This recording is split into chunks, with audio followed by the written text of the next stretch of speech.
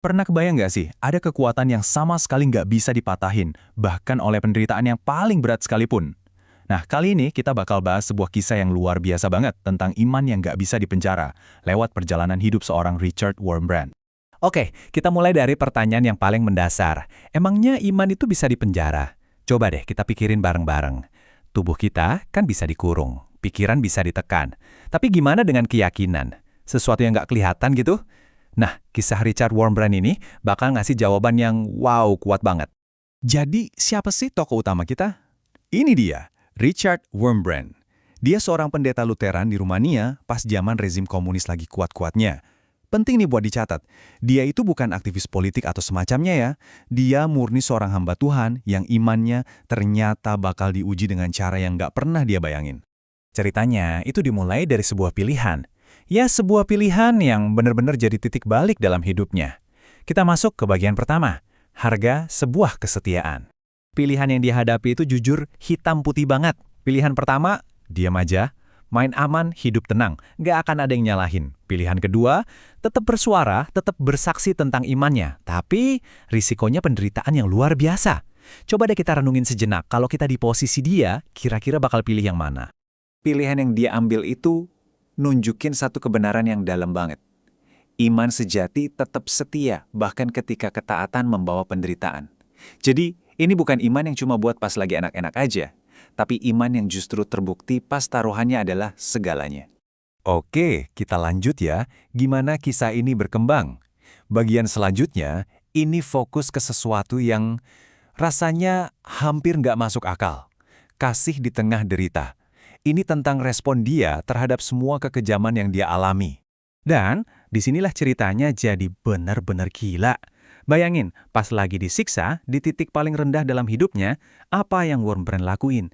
Dia malah mendoakan orang-orang yang menyiksa dia. Benar-benar mengasihi musuhnya. Apa yang dia lakukan itu jadi bukti nyata dari sebuah kebenaran agung. Injil mencapai puncaknya ketika kasih mengalahkan kebencian. Ini bukan lagi teori, ini iman yang hidup. Iman yang kekuatannya justru paling bersinar pas lagi berhadapan langsung sama kebencian yang paling gelap. Nah, ini yang jadi inti dari pembahasan kita. Paradoksnya tuh di sini, roh yang tetap merdeka. Aneh kan? Gimana ceritanya seseorang bisa bebas padahal lagi di balik jeruji besi? Secara fakta fisik, ya simpel aja, tubuhnya terbelenggu. Dia dikurung, disiksa, dan kebebasan fisiknya itu diambil 100%. Tapi, dan ini poin krusialnya, rohnya itu nggak bisa mereka sentuh. Rohnya tetap bebas. Bebas buat apa? Ya buat berkhotbah diam-diam, bebas buat ngapalin kitab suci di dalam kepalanya, dan bebas buat jadi sumber kekuatan buat sesama tahanan. Penjara nggak punya kuasa atas bagian dirinya yang ini. Pengalamannya ini ngebawa kita ke kesimpulan yang powerful banget. Tidak ada penjara yang mampu membelenggu roh yang hidup di dalam Kristus. Jadi, kebebasan sejati buat dia itu bukan soal kondisi fisik, tapi kondisi spiritual. Eits, ceritanya nggak berhenti di penjara loh. Mari kita geser untuk lihat gimana penderitaannya itu justru diubah jadi sebuah misi global. Ini bagian tentang kesaksian yang mengguncang dunia. Jadi penderitaan yang bertahun-tahun itu bukan akhir dari segalanya, tapi justru jadi semacam fondasi. Begitu bebas, dia nggak diem. Dia justru jadi suara buat jutaan orang yang teraniaya, keliling dunia buat bersaksi, sampai akhirnya mendirikan sebuah pelayanan yang sampai hari ini pun masih terus mendukung mereka yang menderita karena imannya. Terus apa artinya semua ini buat kita? Kisah ini bukan sekedar cerita sejarah ya. Ini adalah sebuah panggilan buat kita semua, di sini dan saat ini. Dari kisahnya, ada 3 pelajaran praktis yang bisa kita ambil. 1, jangan takut buat mengakui iman kita, bahkan pas lagi susah.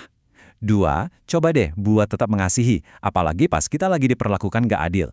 Dan yang ketiga, hargai kebebasan yang kita punya sekarang ini dengan hidup yang setia pada keyakinan kita. Dan akhirnya, kita balik lagi ke jantung dari kisah ini, yang bisa dirangkum dalam satu kalimat pamungkas.